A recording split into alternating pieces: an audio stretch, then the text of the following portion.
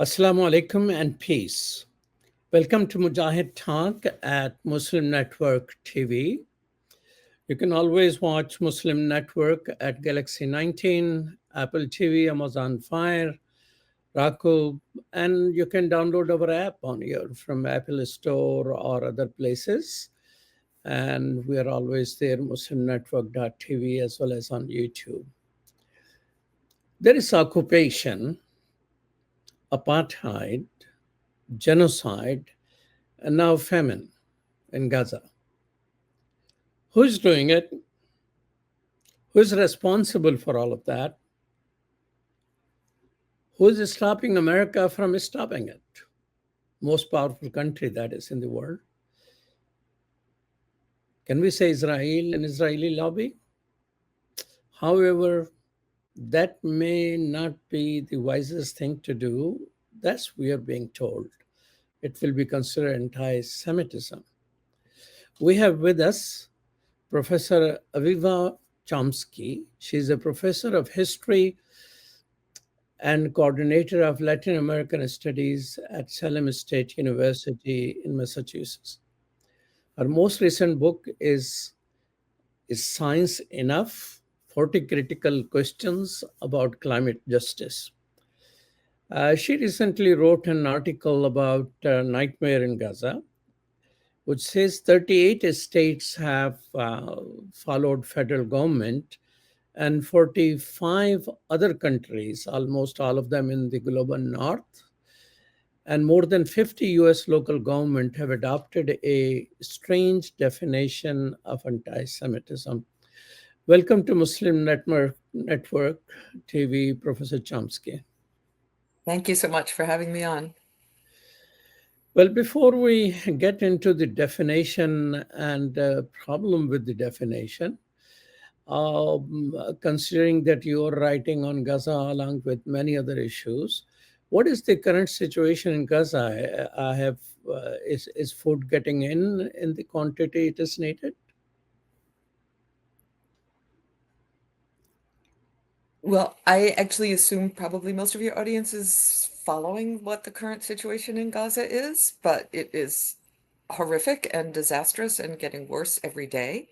And the announcement yesterday by Benjamin Netanyahu that they're going to, for whatever this means, increase the military pressure on Gaza. They're going to be doing ground invasion in Gaza City. Not for the first time. There's going to be a new wave of displacement, and that Israel is prepared to, as he put it, occupy the entirety of Gaza. There has been virtually no food or medicine allowed into Gaza for several months, and the situation is utterly horrific and disastrous. And here in the United States, and not only in the United States, but also in Western Europe, people are being told that they're not allowed to talk about it because to mention what Israel is doing gets you accused of anti-Semitism. President Trump mentioned last week that it is a starvation, it looks really bad and they cannot fake it. And he has spoken to the First Lady, and the First Lady also think it's a horrible situation. So if President Trump is talking about it, do you think America can stop this starvation in Gaza? Well, the United States could certainly stop it. It could have stopped it on October 8th. 2023, and it could have stopped it at any moment between October 8th, 2023 and the present, because the United States is not a passive bystander here. The United States is the enabler and facilitator of this. The weapons that are being used come from the United States. The diplomatic cover comes from the United States. It's the United States that has vetoed every UN Security Council resolution condemning what Israel is doing, and the United States that has consistently put roadblocks in the way of any attempt to stop Israel. So while it's true that Trump saw pictures of starving children and acknowledged that there is starvation happening in Gaza, he has not blamed Israel for this. And it has led to absolutely no changes in US policy. And in fact, the United States has acknowledged hunger in Gaza, starvation and famine in Gaza for several months. And that is why the United States created this thing called the Gaza Humanitarian Foundation, which is not a humanitarian foundation. It's another military arm of Israel, funded by the United States, which gives a kind of a fig leaf cover saying that, oh, well, we're doing something about it. And President Biden also made some mild objections to the Israeli refusal to allow any aid into Gaza with airlifts and with the building of the pier. But these are extremely superficial ways of trying to say, oh, yeah, we don't like famine, but we will not say what is causing the famine, and we will continue, we'll give a Band-Aid solution rather than looking at what's actually happening on the ground. So I'm not very convinced by Trump's remarks. They have led to no suggestion that US policy is going to change, and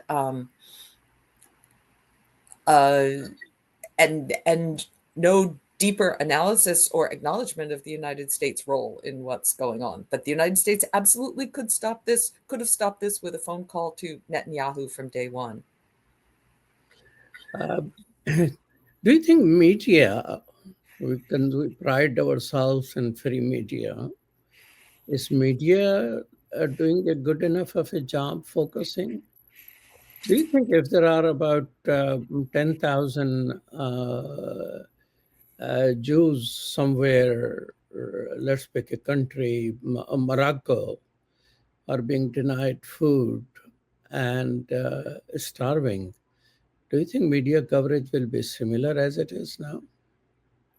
Well, okay, so there's a couple of issues with the media. One is that Israel has not allowed any foreign media into Gaza. So only media like Al Jazeera that already had people on the ground in Gaza are able to get reporting by their own reporters out into the public sphere. So that's one issue. Issue number two is, well, within the US media, which has no reporters on the ground in Gaza, so has no way to get firsthand information except from the Israelis, which they have great access to Israeli sources. But the other two issues, one is lack of coverage, and the second is the way the coverage is framed. So that if you look at the way, say, the New York Times, which I read every day, it acknowledges terrible things happening in Gaza, but it doesn't acknowledge who is doing the terrible things in Gaza. So Gazans are always dying, but nobody is killing them in the way it's framed in the United States. And it's almost obligatory in the US media to point to the role of Hamas in causing what is happening in Gaza. And that's not to say that Hamas has no role, but clearly the aggressor here is Israel, and the one that is carrying out the bombing and carrying out the daily killings of dozens or some days hundreds of people, and the one who is in control of whether humanitarian supplies are allowed into Gaza is Israel. And that is just not acknowledged in the media. So you think the New York Times is afraid of the new definition of anti-Semitism, that it is not identifying who is causing famine? I don't think the New York Times is specifically afraid of the new definition. I think that the New York Times reporters who are covering this issue and the editors of the New York Times have a long-standing ideological alliance with US foreign policy in a general sense. maybe not Trump in particular. I don't think the New York Times, most of the New York Times staff actually likes Trump in particular. But I should also point out that this is not a Trump policy. This is a bipartisan policy. Under the Biden presidency, we saw nothing any better than what the Trump administration has done. And in fact, when Trump first came into office, he, again, with that single phone call, was able to impose the ceasefire that the Biden administration had been helplessly saying, oh, there's nothing we can do to bring about a ceasefire. And Trump comes into office and says, okay, you got to stop. And Israel stops. And it's really the flow of arms from the United States, the flow of arms in the diplomatic cover. But the New York Times reporters and editorial staff, I think, share the general set of beliefs about the importance of Israel to U.S. foreign policy, and also a general set of beliefs about the lack of importance of Palestinian people as humans, and of the illegitimacy of Palestinian sovereignty and nationalist aspirations. So this is a very deeply held colonial set of attitudes that infuses all of the mainstream U.S. media. But share with me, was there a agreed upon definition of anti-Semitism which is being changed with the new definition, or this is the first time a definition is coming into being? So this definition was started to be elaborated in the early 2000s and was officially written up and proposed in 2016, about 10 years after the first drafts of it started to be circulated. And, you know, anti-Semitism is one of many, many different kinds of racism, oppression, and discrimination that exist and have existed around the world over many centuries. And usually studying the nature of different forms of discrimination, exclusion, oppression, bias is the province of universities and scholars and professors who try to understand how these things work and why they happen and what their impact is. And, comparing, say, anti-Black racism in the United States and in Latin America is one of the issues that, I am a Latin Americanist, although studying Latin America makes me study and think about colonialism. And when you study and think about colonialism, you see comparisons and patterns all over the world. And of course, Israel and Palestine is one place that has interested me and been a place that I have studied for a long time. And certainly when you study colonialism in the modern world, and especially the 20th century, the role of the United States, the progressively growing role of the United States as a global power, a global colonial power, I would say, is really obvious. And so my study of Latin America informs my study of Palestine in many ways. But proposing a legal definition of racism has not been a priority for any other group of people. And this is one of the things that I looked at in the article, that there are many organizations in the United States, mostly over the course of the 20th century, that have fought against racism and discrimination against Native Americans, racism and discrimination against Black people, racism and discrimination against Asian people, against Latino people. But they have not wasted their time trying to come up with a definition of racism. What they have focused on is fighting against the structural manifestations of racism. The exclusion of people from voting, the exclusion of people from housing, the exclusion of people from education. So they have fought against specific structural issues. But Jews in the United States, certainly in the second half of the 20th century, have not faced that kind of structural discrimination, nor in Europe. So Wait a minute.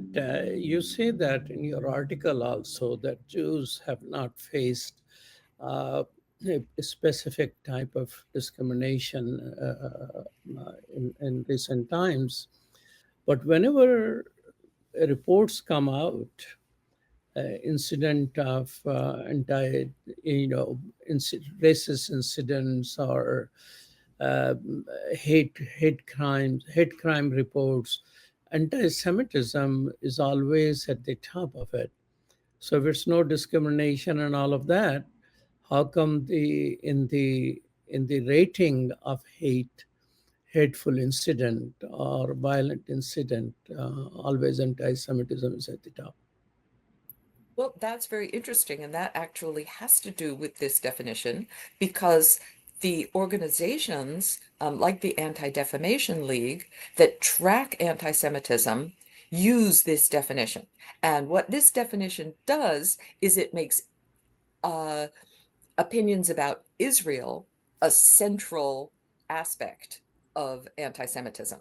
So opposition to Israel, opposition to a country and what this country is doing in this IHRA definition of anti-Semitism becomes an example of anti-Semitism. So if you look at statistics of, say, anti-Semitic hate crimes, there's no distinction between violent crimes that, like the attack in Boulder, Colorado, or the one in Washington, D.C., that are specifically aimed not at Jews, but at Israel. Now, they are violent crimes. I'm not trying to, they're certainly exceptional. That is, there's been a huge wave of opposition to Israel in the United States that has not taken the form of violent crimes against individuals.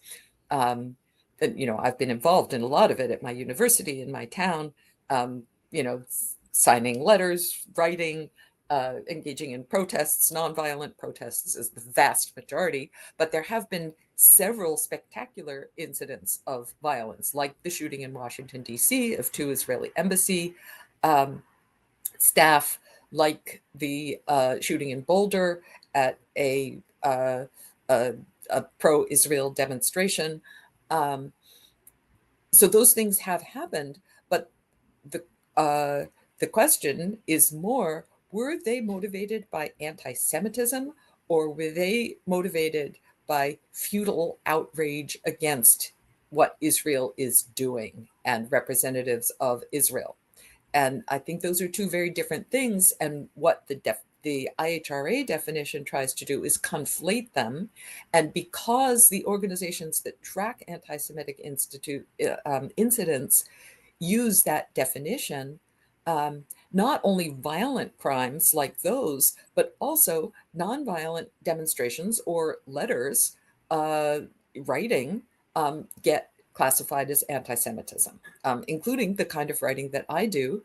And, we saw one really clear example of that with Romesa Ozturk, who, the student at Tufts University in Massachusetts, who had certainly engaged in no violent hate crimes, but who had written an op-ed to her, or had signed, been one of the signers of an op-ed in her student newspaper, criticizing what the Israeli government is doing in Gaza. So, and Trump comes out and says, well, she's a notorious anti-Semite because she signed this letter. So just to go back to hate crimes or violent crimes, that is, we have a legal system for prosecuting violent crimes, whatever the motive of those violent crimes is. And, delving into the psychology of a disturbed individual who commits a violent crime, I can't do that. Maybe nobody can do that. But we do have a legal system that prosecutes violent crimes, like somebody who goes out in the street and shoots people, who are, randomly shoots people, or shoots people because of their beliefs, or shoots people because of their religion. But I think that's a completely different question, that using those crimes as a proof that anti-Semitism is on the rise simply makes no sense. Was there, prior to this new definition of anti Semitism, which we'll get into it soon, what was there a definition of anti Semitism before, which was well established, which is being questioned and challenged and modified? Um, no, and this is why I'm making the comparison. That is, we do not, of course, scholars talk about these things, and we write articles and discuss with each other and present at conferences about these things. What is the nature of anti-Semitism? What is the nature of anti-Black racism? But uh, but there was what's interesting about this definition is both that the organizations that are trying to push it into the legal system to make this a legal definition. That is, we don't have a legal definition of any other kind of racism. Um, and we don't have any official definitions, even in the scholarly world. That is, these are things that scholars discuss, but not with the goal of coming up with a comprehensive legal definition of anti-Semitism or any other kind of racism. And even the authors of this particular definition in 2016 made it clear that this was supposed to be something that is used in discussion and debate, not something that is implemented into legal systems. So that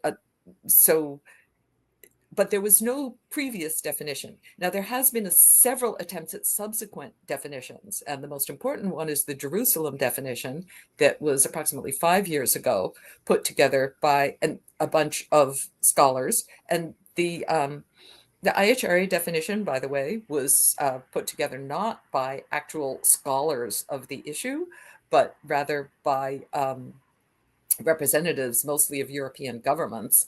But the Jerusalem definition was put together by people who actually study Jewish history and anti-Semitism, and focuses much more clearly on prejudices and actions against Jews as Jews, rather than criticisms or even actions against Israel.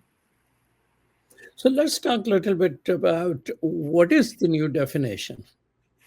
The IHRA definition. So the definition has two parts. It has two sentences that are the definition itself, and then it has a list of examples and of anti-Semitism. And it's really the list of examples that is causing the problems, because the definition is rather bland, and few people would really see anything to argue about with the definition itself. It says anti-Semitism is prejudice, bias, and actions against Jews because they are Jewish. Something very, very simple. But then there's a list of 11 examples, and 6 or 7 of those 11 examples say, for example, criticizing Israel in this way, saying that criticizing the nature of Israel as a Jewish state is an example of anti-Semitism. Well, many people, including me, many Jewish people, are very troubled by the idea of a Jewish state altogether, and certainly of a Jewish state in Palestine, which required the displacement and exclusion of the native population of Palestine and the ongoing genocide of Palestinian people.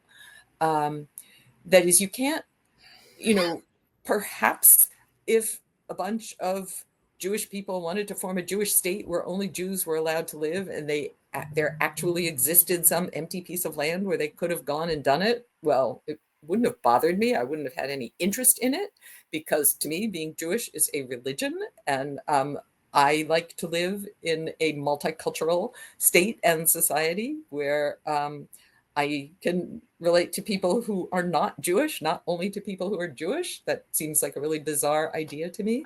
But, there are Jewish institutions in the United States. There are synagogues where Jewish people, if they want to be around Jewish people, they can go and do that, just as all other groups of people in the United States can have their clubs and organizations and religious institutions where they are with people of their own religion. But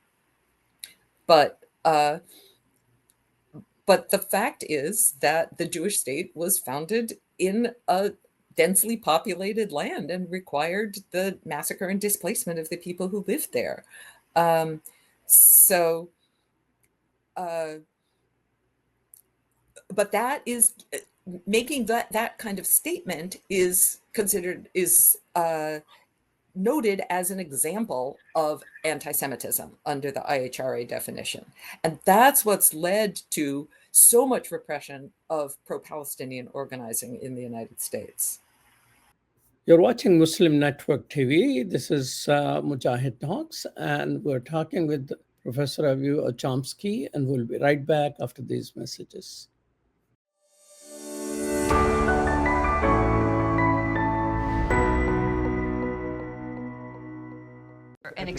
In our world of biased data overload, fast-paced fake news, AI-generated text, and digitally designed narration, who has time to fact-check and discern the actual details of people's lives? We do.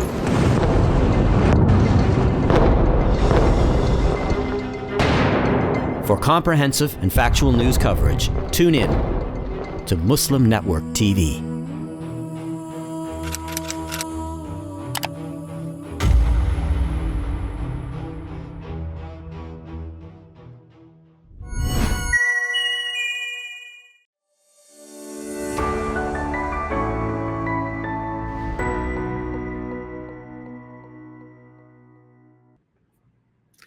Welcome back to Muslim Network TV. This is Mujahid Talk with Malik Mujahid, and I'm talking with Professor Aviva Chomsky, who is a professor of history and coordinator of Latin American studies in Massachusetts. And welcome back.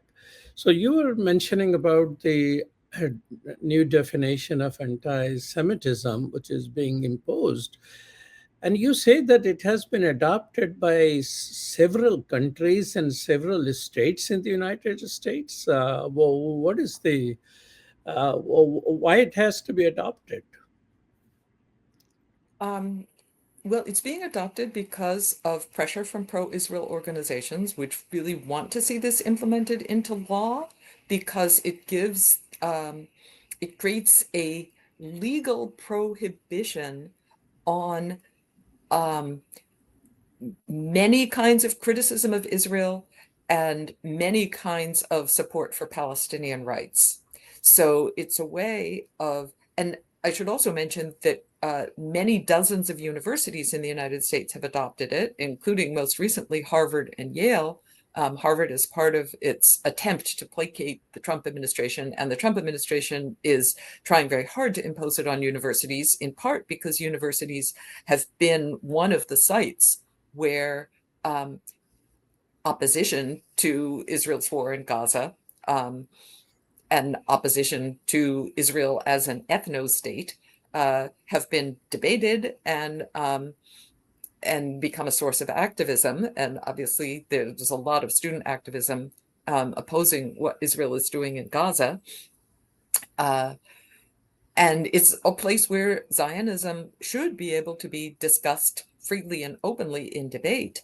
But what this, if a university adopts this regulation, this legal definition as part of its regulations, it completely prohibits any scholarly academic classroom discussion or debate about the nature of Zionism or the nature of the state of Israel.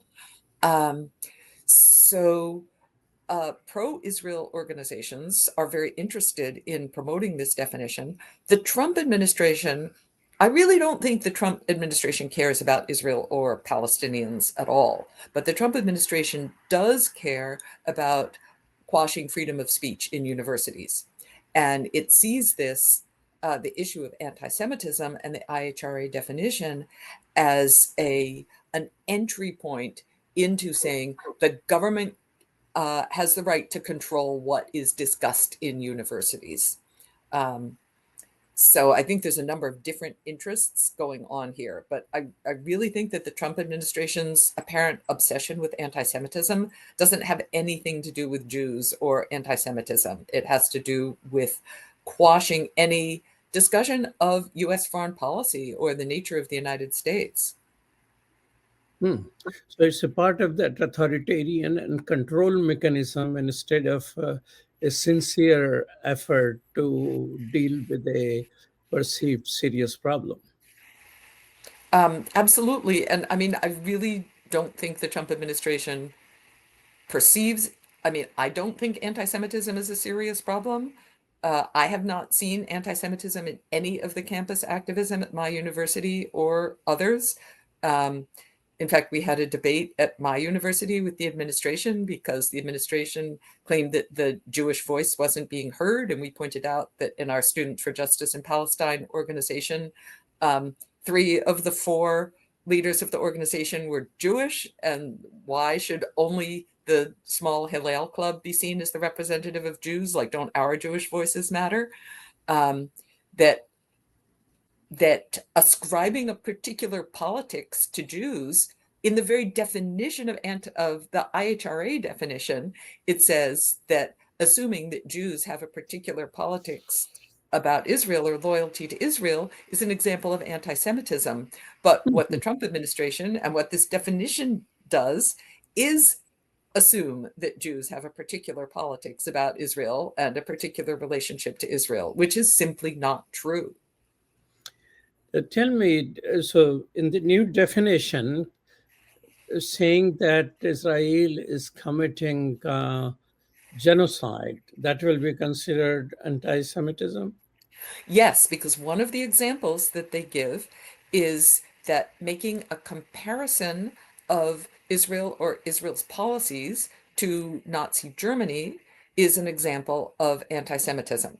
So because from the pro-Israel perspective, the term genocide is so closely associated with Nazi Germany, and I mean, not only among pro-Israel organizations, but obviously the Holocaust is a key historical example, and actually the cause that a definition for genocide was written into international law. Associating Israel with genocidal acts is, according to that definition, an example of anti-Semitism. So what it means is that using the definition gives Israel an impenetrable cover for committing genocide, because nobody is allowed to say that this is what is happening. And you can be legally charged if you say that that is what is happening, or if you use the word genocide to describe the genocide that is happening. So it's it creates an impassable barrier to telling the truth about what Israel is doing. And this is why just a couple of days ago, the Palestinian scholar, historian Rashid Khalidi wrote this open letter to Columbia University saying that since Columbia University has adopted this definition, I can no longer teach my class in Middle Eastern history because I cannot talk about what has happened in Middle Eastern history without being accused of anti-Semitism. I cannot honestly describe anything Israel has done. Does the new examples which the new definition gives out, does it include if someone says that Israel or a river to the sea, there should be equal rights for all people? Will that be considered anti-Semitic? Will criticism of Zionism is also declared to be anti-Semitism? Absolutely. So the examples don't use that language from the river to the sea. So that language is not specifically there.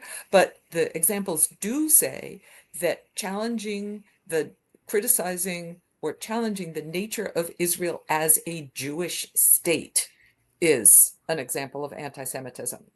So calling for equal rights in Israel means challenging the nature of Israel as a Jewish state, because it's a contradiction in terms. If Israel is a Jewish state, it by definition does not grant equal rights to everyone. It grants rights to its Jewish population. That's what makes it a Jewish state.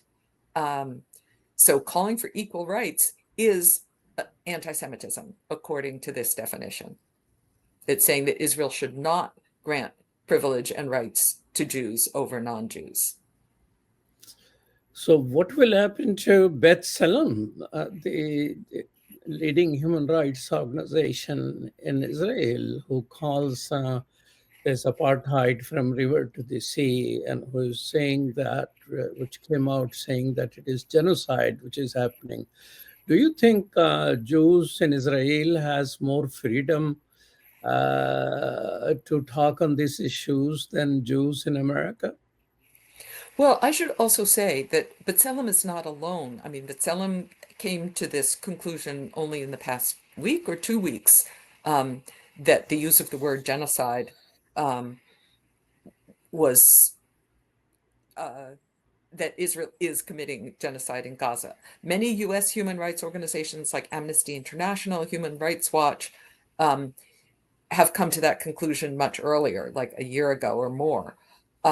So it's not that those things cannot be said at all in the United States. It's that increasingly the law is being used to restrict and punish those who are saying those things. So, So Eva, will you be punished because you're writing this article and saying all of these things? So, what is your punishment? well, I personally, at least last time I checked, was not on the what's it called? The Canary something, Canary Mission list, but many of my friends are. But the Trump administration has clearly stated that it is using these right-wing pro-Israel organizations and their lists, and that's how they found people like, for example, Rumeysa Ozturk, who I was just mentioning, and decided to punish her. Those who have been subject to the most repression have been non-citizens, either when they're trying to enter the United States or and non-citizens at all levels, not people who are undocumented specifically. Many people who are on student visas have had their student visas revoked. People like Mahmoud Khalil, who had a green card, his green card was revoked. But US citizens have also, that is, there's been 3 or 4 cases of university professors, and at least 2 of them who are Jewish, who have lost their positions. Tenured university professors, people like me, tenured university professors who are US citizens and who are also Jewish, who have been dismissed. Now, again, there's been far more people who are in more vulnerable university teaching positions, in adjunct positions, that is not permanent positions, but who are hired semester by semester, course by course, who have lost their positions. There have been people who have been told they can't teach their courses. There have been people who've been told that they can't teach their courses the way they want to teach their courses. So all of those things have been happening to people like me, but they haven't happened to me yet. That doesn't mean that it won't necessarily, but they're small scale, spectacular cases. Professor Chomsky, these things which are happen because of the abusive use of existing laws, but the laws which are being passed to define a new definition and punish people using that definition. So these laws are declaring it to be a crime which is punishable. So what punishments are they proposing?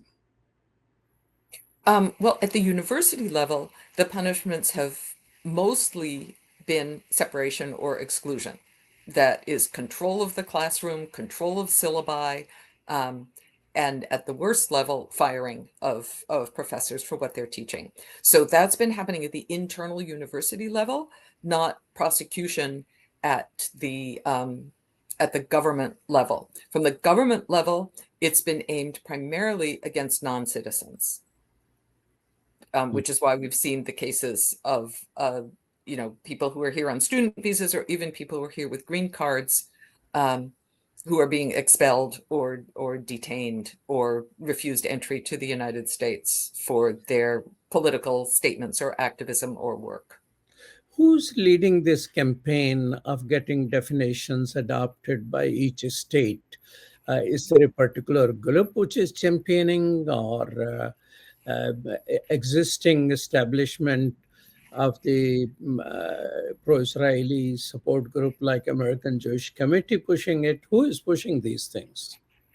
So it's being pushed from a number of different areas. The Trump administration itself is the one that's pushing it on universities right now, but there's a lot of pressure coming from within universities too, coming from especially so-called Jewish pro-Israel organizations like Hillel, which has a big presence on many universities, and which is a national organization that has explicitly made support for Israel as a Jewish state a key pillar of how it defines campus Jewish activism, which is why there have also been Jewish student movements against Hillel, saying we want to be able to have a Jewish organization on campus that is not forced to support Israel and all of its policies and its ethno-nationalist nature. And to have a diversity of Jewish opinion on campus, not have Jews all pigeonholed as having this particular politics about Israel. And then there's a range of pro-Israel organizations, but there's also, so I mean, one of the organizations that that is really, I think, puts a lot of fear into our elected representatives is AIPAC, which is a lobbying organization, the American Israel Public Affairs Committee or coalition or something, AIPAC, that has explicitly targeted members of Congress who they believe are not pro-Israel enough. So jumping on the bandwagon of saying, oh, we support the IHRA definition, I think a lot of people in powerful positions, from Trump to Democratic Congress people, feel like, oh, this is a good way of covering myself and showing that I oppose anti-Semitism, is to sort of jump on this bandwagon. And interestingly, in Massachusetts, which is where I live, there is a proposal before the Massachusetts state legislature right now to implement the IHRA definition. And there's also in the Massachusetts Department of Education an initiative to basically impose this definition on the public school system,